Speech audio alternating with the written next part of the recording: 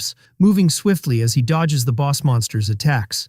He finally succeeds in landing a very powerful blow on the monster. The boss monster screams in pain and shock after receiving that fierce blow. Seo Dojun continues fighting with extremely fast and powerful strikes. He moves with great agility, dodging the boss monster's attacks and delivering another strong blow.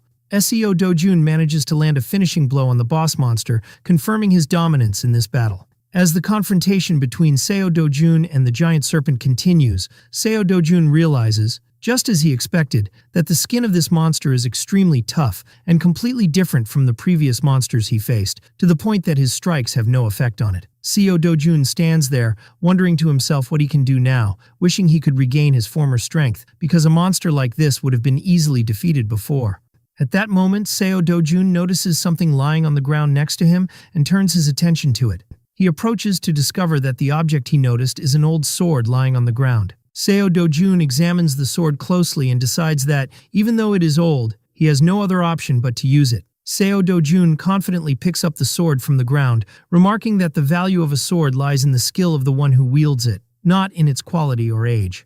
Now, Seo Dojun prepares to face the monster using the sword, saying that he will borrow this weapon for a while. Seo Dojun attacks the monster fiercely with the sword, delivering a powerful strike to the monster, which seems unable to respond. During his assault, Seo Dojun tells the monster that it should consider it an honor to be destroyed by his hand. The monster lets out a loud scream of pain after receiving the blow from Seo Dojun. Seo Dojun continues delivering successive sword strikes, asserting his complete control over the battle. These consecutive attacks cause severe damage to the monster, which is now clearly losing the fight entirely. After the confrontation ends and the monster falls, Seo Dojun notices a stone falling quickly from the monster and catches it before it is lost, feeling relieved because losing the stone would have been a disaster. Seo Dojun moves away from the defeated monster, calmly watching its corpse as he examines the sword he used. He notes that it's a bit short for a longsword, but says that the sword could be useful if its edge were sharpened a bit. Seo Dojun leaves the area, expressing his satisfaction with the results he achieved, considering them better than what he got in the previous Namsan Gate. Seo Dojun exits the gate late at night, feeling annoyed that a single B-rank gate took him so long to complete. Seo Dojun tells himself firmly that regaining his strength is now his top priority. Seo Dojun feels relieved that his old comrades did not see him in his current state, which he considers weak compared to what he once was. The scene shifts to a monostone shop, where a man takes out the stones he collected and places them on the table. The shopkeeper tells the man that he has a good number of stones, but reminds him that the usual commission is 40%. The man tries to object, saying that this commission is too high, and asks the shopkeeper to lower it since he is a regular customer. The shopkeeper clearly responds that the store's commission is the lowest among other shops, and that the base commission at the gate center is 5%. The shopkeeper also confirms that the store keeps no sales records, meaning the man won't have to pay any taxes on the amount he receives. The man agrees, convinced that this really is to his benefit. After that, the man curiously asks the shopkeeper what happened to his face, which clearly looks injured. The shopkeeper replies angrily and with frustration that he doesn't want to talk about it, explaining that a crazy person broke into the place, beat the guards badly, and injured him as well. The customer jokes that maybe the defeat was because the guards he hired were only C rank, and explains to him the difference in real abilities at each rank. Then the man wonders whether the abilities of someone working as a shop guard could ever compare to those of a hero who risks his life fighting monsters. The man leaves the shop with a smile, telling the shopkeeper that they are not strangers and that he can ask for his help anytime he needs it. Seo Dojun continues on his way calmly inside the shop after the other man leaves. The employee who was previously beaten notices his presence and is overcome with terror when he sees him again. The employee's face shows clear signs of fear and shock. Suddenly, the employee screams, pointing at Seo Dojun and telling the large man next to him that this is the person who assaulted him. The large man is surprised by the accusation and looks at Seo Dojun, wondering if this young man was really the one who caused all this chaos, describing him as tall and handsome. The large man approaches Seo Dojun angrily and asks if he was the one who caused trouble in the place, emphasizing that it's inappropriate for a hero to hit a regular person. The employee feels confident and relieved, believing that the large man is a veteran hero with 7 years of experience and that Seo Dojun won't be able to face him easily. But Seo Dojun responds with utter coldness, telling the large man to mind his own business and leave immediately. The large man and the employee are both utterly shocked by Seo Dojun's bold and unexpected response. Seo Dojun continues speaking calmly, provoking the large man by sarcastically asking if he really intends to avenge the employees he beat up. The man feels intense anger and thinks to himself that he needs to teach Seo Do-jun a harsh lesson. But the veteran hero suddenly remembers an important fact, that most hero deaths don't come from monsters, but from conflicts with other heroes, which fills him with tension and reignites his instinct for fear and caution as a hero of 7 years. The veteran quickly decides that it's best to avoid a confrontation for now, so he leaves the place in a hurry, apologizing that he's very busy and hoping they'll meet again. After the large man leaves, Seo Do-jun turns toward the employee, giving him a sharp look. Seo Do-jun asks the employee in a chillingly calm tone if he has any more complaints against him. The employee is extremely flustered and can't respond, so Seo Do-jun tosses a bag full of high-quality mana stones in front of him and asks him to calculate their value. The employee is utterly shocked at the sight of so many high-quality mana stones and wonders to himself about Seo Do-jun's true identity. After counting the stones, the employee announces that the total value is 150 million won.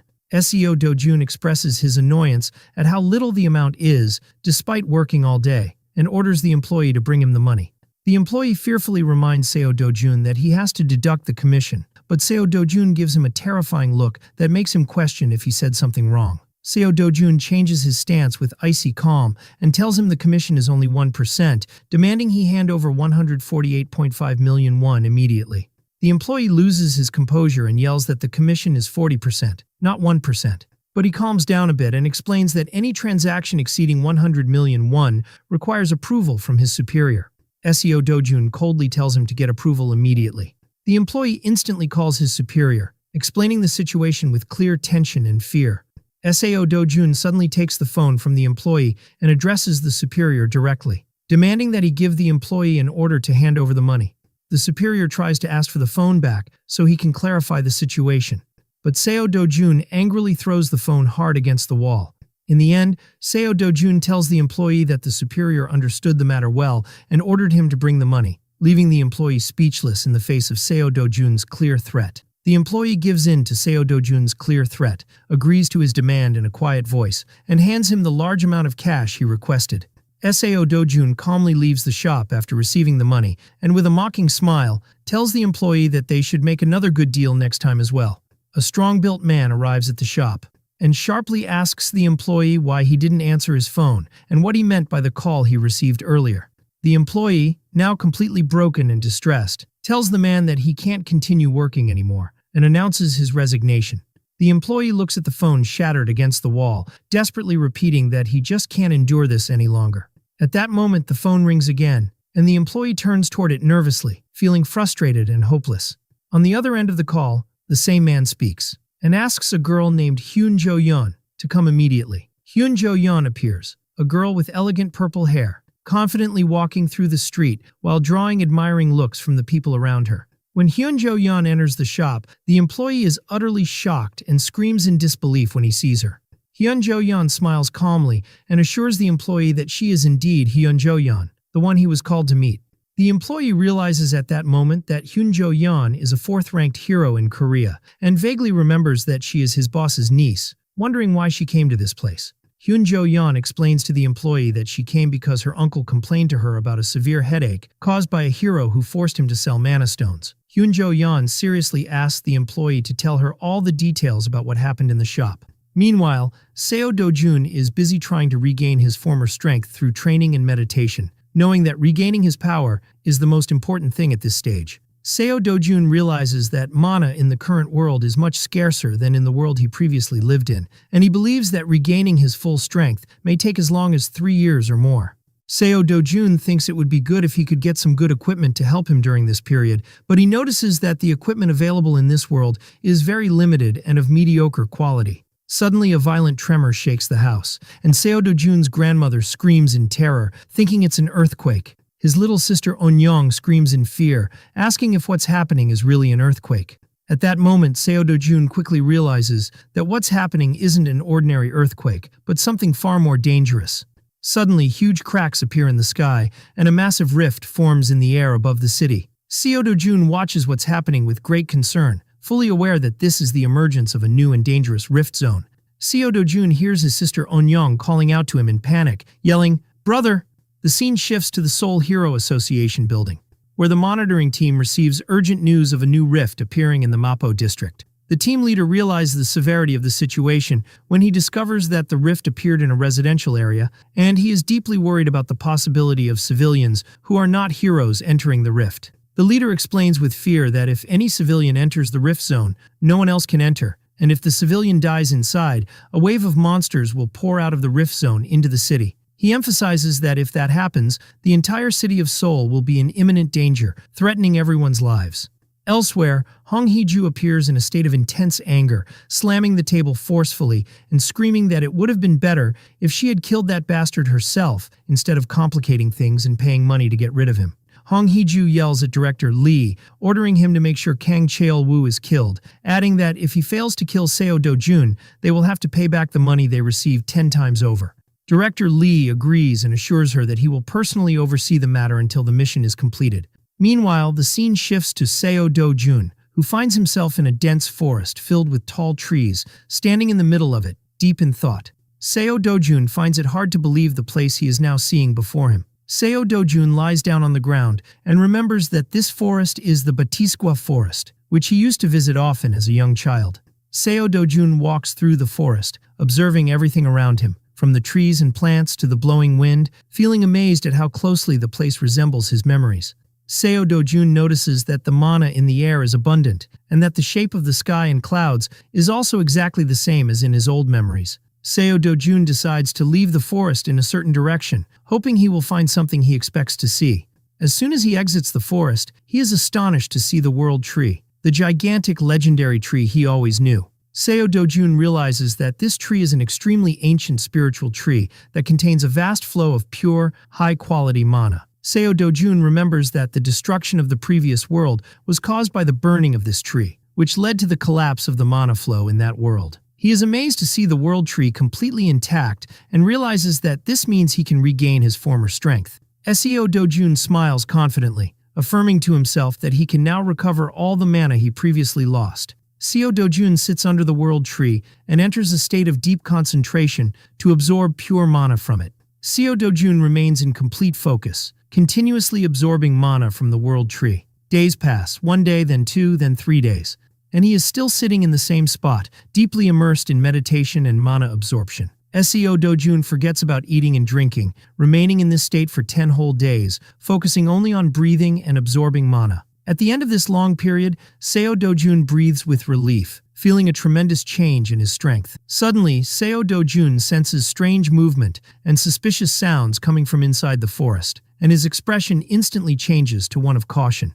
Strange glowing creatures appear before him, and Seo Do-jun mutters angrily, calling them by their known name, Volcana.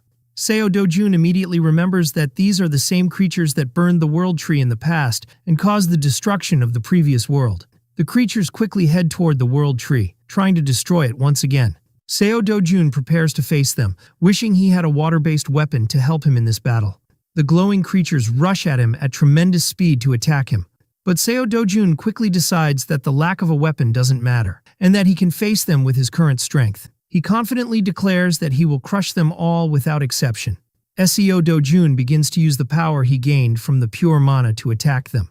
He manages to deliver an extremely powerful blow to the monsters, which begin to collapse before his overwhelming strength. Seo Do-jun begins his battle against the monsters called Volcana, showing intense focus during the fight.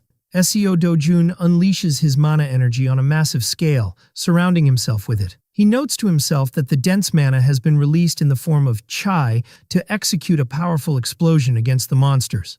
Seo Do-jun breathes a sigh of relief after launching the attack, noting that it's been a long time since he released such a large amount of mana at once. The Volcana monsters appear again, filled with rage, and begin attacking him. Seo Do-jun confronts them swiftly and powerfully, using the concentrated mana to hurl it toward them. He advances toward the monsters with strength and confidence. He is able to block the monsters' attacks easily, appearing calm during the confrontation. Seo Do-jun declares that he has made sure the world tree is safe, and now decides to check how much mana he has regained by using his eyes. Seo Do-jun confidently moves toward the monsters trying to attack him again. One of the monsters tries to attack him with great ferocity, opening its wide mouth full of sharp fangs. But Seo Dojun counters the monster's assault with tremendous force, using his fist to deliver a crushing blow directly into the monster's mouth. After this powerful strike, the monster is defeated, and a red gem drops from its body onto the ground. Seo Dojun approaches the gem and confirms that he managed to obtain it. He smiles confidently and announces to the monsters that once he finishes defeating them all, he'll be able to obtain a rare item called the Eternal Ember. He continues with a confident smile, saying that he should be able to get this item. Seo Dojun recalls that the probability of acquiring this item used to be very high in the past. He decides to test the odds of getting more of these items from the remaining monsters and starts attacking them with power and ferocity. More red and yellow gems fall from the monsters Seo Dojun defeats, and he observes them carefully. Then he notices the Eternal Ember already among the gems and picks it up carefully. Seo Dojun feels satisfied as he obtains this item once again, expressing his surprise at getting it back. Seo Dojun contemplates the Eternal Ember in his hands with great focus. Seo Dojun realizes he wants to absorb more mana from the World Tree, but knows that his current body can't handle anymore. So he decides to absorb the energy of the Eternal Ember instead and convert the mana in his body into the fire element. Seo Dojun remembers that in the past, he didn't even need to absorb such rare items himself. He moves around and collects the scattered gems that fell from the monsters. Seo Dojun continues absorbing the energy of the Eternal Ember until the last drop he can handle. Meanwhile, outside the Rift Zone, large crowds of people gather, watching the rift with fear and great anticipation. A state of chaos and tension spreads among those watching, and someone shouts in anger and extreme anxiety, "Damn it!" The events begin with intense anger from a man named Bang Sung-woo, who expresses his frustration and annoyance at what one crazy person did, wondering why there's all this trouble. Another man, Kim Hyun-woo, responds, pointing out that the person in question did it in an attempt to save his little sister.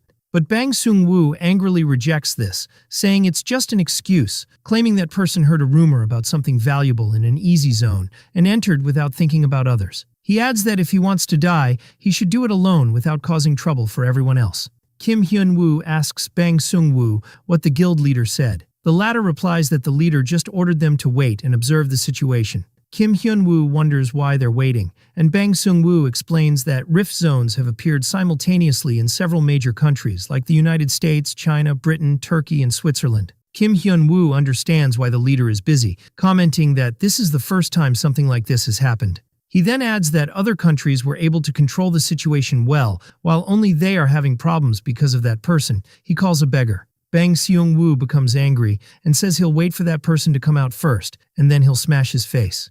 The huge mysterious rift continues to grow, while the situation around it remains extremely tense and confusing.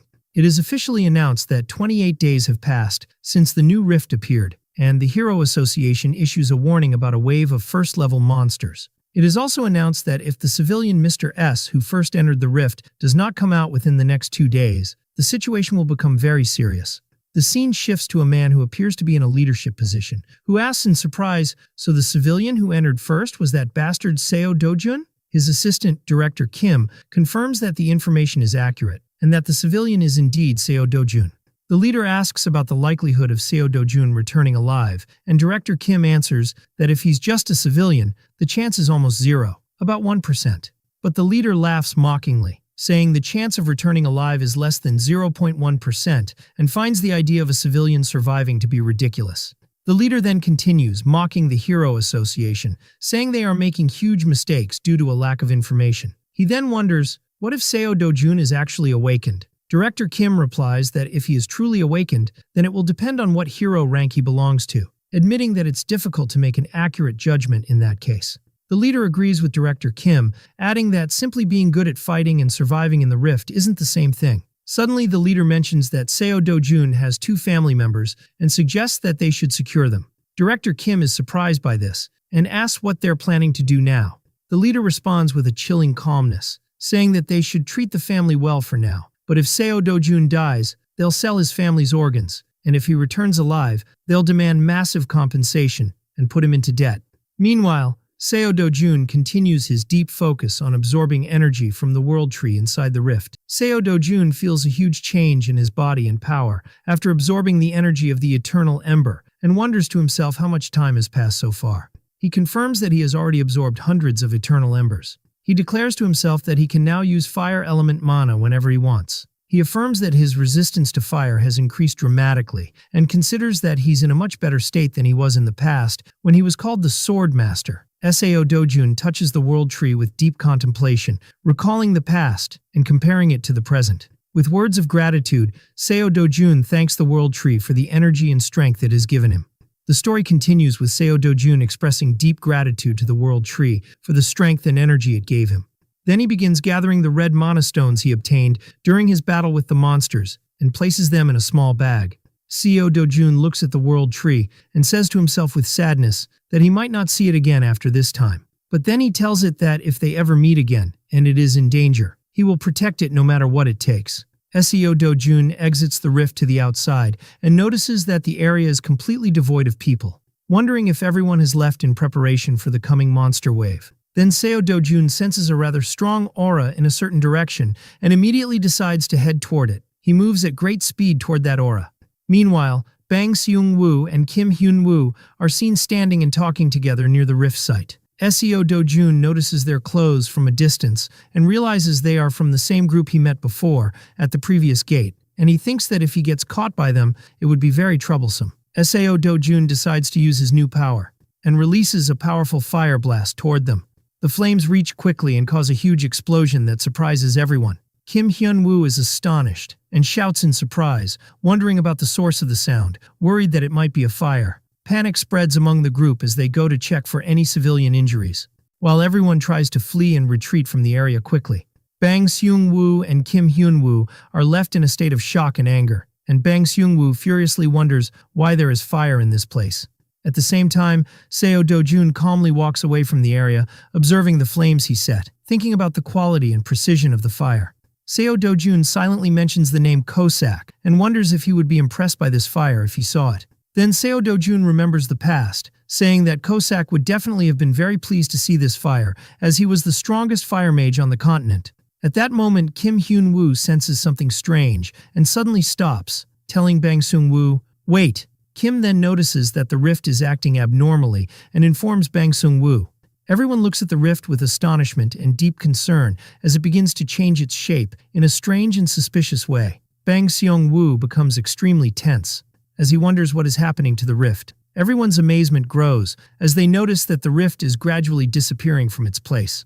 During this time, Sao Dojun quietly walks away, leaving the area with confident steps, carrying his bag of stones. He glances back slightly with a serious look, expressing his determination and confidence in himself and in what he has achieved. A breaking news report airs in the city about the sudden disappearance of the new rift that had appeared in the Mapo district earlier this morning, with an aerial shot of the city and a striking building in the background. The announcer declares that today marks the 28th day since Mr. SEO, an unregistered resident of Zone Z, entered the rift. The Hero Association, which had been anticipating a massive monster wave, was shocked by this unexpected disappearance and has launched a full investigation into the cause.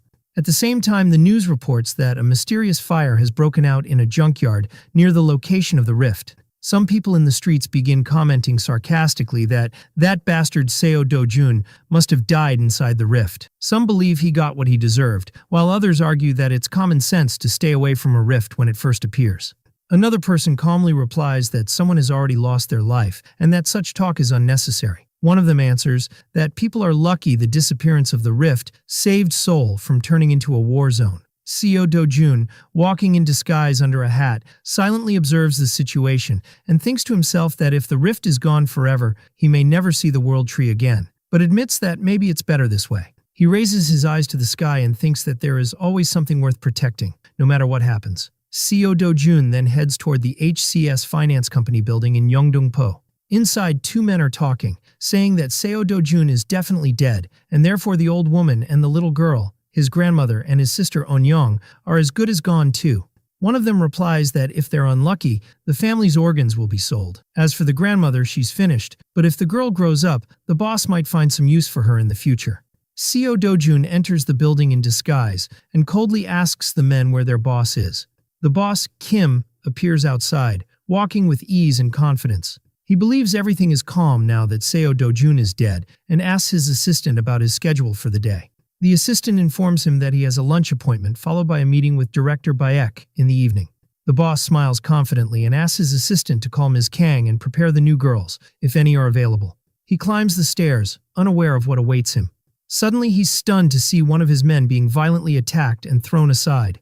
The boss looks on in shock and fear as he sees blood streaming from the man's face after the sudden blow. He finds the man lying on the ground before Seo Do-jun, who stands firmly, facing everyone.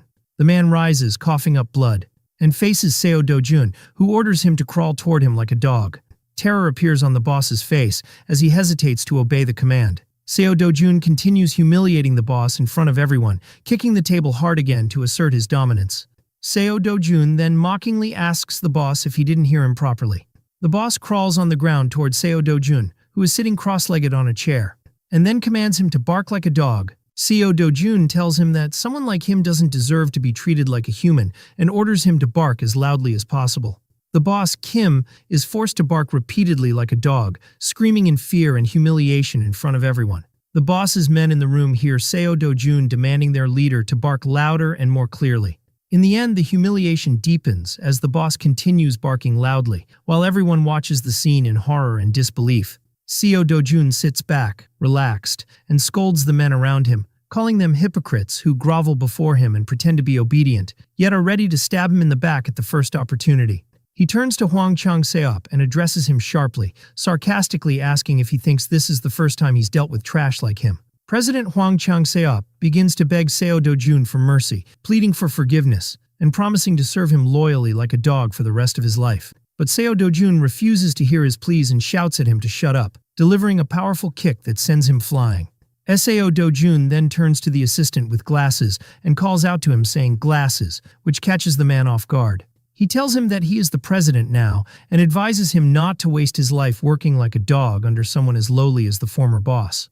Seo Do-jun gestures toward the former president lying motionless on the floor and tells the new assistant that getting rid of garbage like him isn't difficult. The assistant with glasses hesitates and says that the former president has many connections and that suddenly taking over might raise suspicion. The assistant continues to plead for mercy and to give the president another chance, prompting Seo Do-jun to snap back angrily, asking why he's so slow to understand. Seo Do-jun then reminds the assistant of their usual methods of eliminating people, like dumping them into the sea or disposing of them in scrapyards. He threatens everyone that if they don't get rid of the former president, he will throw him into a gate to become monster food. President Hwang Chang-seop continues begging Seo Do-jun for mercy, repeatedly promising that he'll serve him like a dog. But Seo Do-jun completely ignores his desperate pleas, as Hwang remains on his knees, groveling. Seo Do-jun thinks to himself that he should finish Hwang Chang-seop now to avoid future trouble. Then he sighs, wondering if he has grown too soft or lenient. Seo Do-jun extends his hand toward Hwang Chang-seop and tells him to come to him. Hwang approaches slowly and hesitantly. Seo Do-jun grabs him and coldly says he accepts his apology for the past. Then he adds that from now on, he'll treat him like an older brother. But Hwang is suddenly stunned. Flames suddenly ignite in Hwang Chang-seop's hand, causing him to panic in terror. Seo Do-jun stares into Hwang's eyes and tells him this is his last chance. As the flames blaze in Seo Do-jun's eyes, Hwang's terrified reflection is visible in them. Seo Do-jun slams Hwang Chang-seop to the ground with great force, leaving him writhing in pain. Seo Do-jun leaves the building, delivering a final warning to everyone. If anyone dares to harm his family again, he will kill them all. He commands them to guard his family for the rest of their lives, without pause. Meanwhile, official news reports declare that Seo Do-jun has been confirmed dead in the rift, according to the government, the Judo app, and multiple media outlets. Seo Do-jun quietly sits in a public place, reading the news on his phone, seeing his own death being reported everywhere. He thinks to himself that even if he announced he was alive, it would only cause more chaos and problems. He decides to take his time to reflect, while his little sister Eun-young sits happily in front of him, enjoying her meal with great delight. Seo Do-jun feels joy as he watches Eun-young enjoying her food so cheerfully and innocently. Eun-young expresses her joy and excitement about moving to a new place. Seo Do-jun tells her that she will be going to kindergarten like the other kids, and that she'll start school next year as well. But suddenly, sadness appears on Eun-young's face, and she falls completely silent. Seo Do-jun notices her sadness and asks in surprise if she doesn't want to go to kindergarten. Eun-young responds with deep sorrow, saying that the kids there make fun of her because she doesn't have a mother or father. Seo Do-jun goes quiet, visibly affected and saddened by what his little sister said. After a moment, he gently and softly tells her that it's okay, And she doesn't have to go to kindergarten or meet those mean kids. She can go straight to school next year instead. Eunyoung's expression immediately changes, and she smiles happily, asking with delight if she really doesn't have to go to kindergarten. Seo Dojun calmly confirms and agrees with her. Seo Dojun thinks to himself that maybe the solution is to send her to a prestigious private school where no one would dare to mock her or look down on her. He then remembers a previous moment at the motel where he had scolded his assistant, the one with glasses, for making his grandmother and younger sister stay in a motel, asking if he had any common sense at all. The assistant tries to justify it, saying the motel is owned by them and therefore very safe, but Seo Dojun cuts him off and tells him not to waste his breath with excuses. Inside the room, Eunyoung screams with joy when she sees her brother Seo Dojun enter. She and their grandmother run to him and hug him tightly with happiness and longing. The grandmother grabs Seo Dojun's hand firmly and says with a trembling voice that she can barely believe he's really back, almost crying from joy and emotion. Meanwhile, Eunyoung continues crying as she repeatedly calls out to her brother, "Appa, Appa." Seo Dojun looks at her, feeling a deep sadness and clear emotion in response to his sister and grandmother's reaction. Then he gently reassures them that he truly is back, that he's alive, and that he returned just for them. In a later scene, Eunyoung asks her brother Seo Dojun if he's a hero too. Seo Dojun kindly replies by asking if she really wants him to be one. But she tells him with great sadness that she hopes he isn't a hero, because from what she's heard, heroes fight scary monsters, and sometimes die in the process. She shows him an innocent drawing representing their family, and says that she and their grandmother want him to stay with them for a very long time. Seo Dojun is deeply moved by his little sister's sincere words. He then starts recalling his past life in that dark and brutal world he once lived in. He also remembers how much he lost in his long battles against monsters. But now he admits that he's gained something precious on this journey, something he had once forgotten, his family. Seo Dojun quietly observes his family sitting together peacefully in their new home and tells himself that as long as he's in this place, he can protect this small happiness. The scene shifts to a wide aerial view of the city, with a large building visible in the background. The story moves inside that building, where a man named Nat Tai Hwang, the founder of the Hero Association in Korea and a member of the Global Hero Alliance, appears and says in a serious tone, "So they still haven't found anything yet?" His assistant responds respectfully, confirming that no information has been discovered so far and apologizing deeply, which causes Nat Tai Hwang to express his frustration at the lack of progress. Nat Tai Hwang was deeply frustrated by his inability to determine the cause behind the mysterious disappearance of the rift. He expressed concern that the rift vanishing on its own could mean it might reappear at any time. His assistant, in a serious and worried tone, confirmed that such uncertainty is extremely dangerous, and said perhaps it would have been better if a monster wave had appeared instead of this unpredictability. But Nat Tai Hwang suddenly stopped her and insisted that people's safety was the most important thing. He apologized to his assistant for his excessive reaction. It was explained that Nat Tai Hwang is ranked among the top 100 heroes in the world. He is the founder of the Korean Hero Association and a senior member of the Global Hero Union. It's also noted that he could have become president if he wanted to, but he has no interest in the position. He is described as caring only about protecting citizens and being prepared for emerging rifts. Nat Tai Hwang instructs his assistant to continue investigating the matter thoroughly, no matter how long it takes. She then informs him that the owner of the house near the rift site has agreed to sell the property, which gives Nat Tai Hwang some relief. He also asks her to ensure the owner receives a generous additional payment, so they don't feel bitter or resentful, emphasizing that compensating them for losing their home is well worth it. Nat Tai Hwang then anxiously wonders what is really going on, especially since the rift didn't just appear in Korea, but in several other countries at the same time. His assistant confirms that the United States and China have already managed to control the rifts that appeared in their territories, but the real problem now lies in the United Kingdom. She explains that most of Britain's strongest heroes have already been sent to confront rifts elsewhere. Suddenly, an urgent alert appears on Nat Tai Hwang's device, and he looks at it in shock and horror. The breaking news announces a new and dangerous rift has appeared in the United Kingdom, and that a state of emergency has been declared there. Citizens are advised to stay alert. The scene shifts to the street, where Seo Dojun walks unnoticed among the crowd, staying in disguise.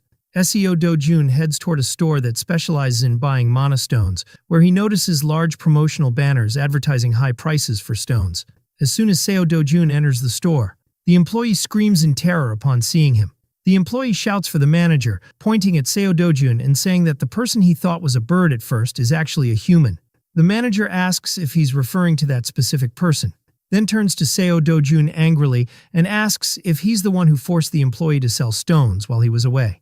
But Seo Do-jun responds calmly and sarcastically, saying he arrived at just the right time because he has a large number of mana stones he wants to sell, and he had hoped to find someone high-ranking who could handle the transaction. He throws his heavy bag of mana stones onto the floor with force, creating a loud thud. The manager looks at the stones and assumes they're low-grade like the last time, deciding he won't deal with Seo Do-jun again. He tells him to leave immediately. Seo Do-jun is surprised by the manager's reaction and sharply asks if he doesn't want to do business with him. The manager insists angrily that dealing with Seo Do-jun at just a 1% commission is unreasonable and results in major losses. He says he won't work with him again. But Seo Do-jun responds calmly and confidently, saying the manager will regret that decision, with a clear look of challenge on his face.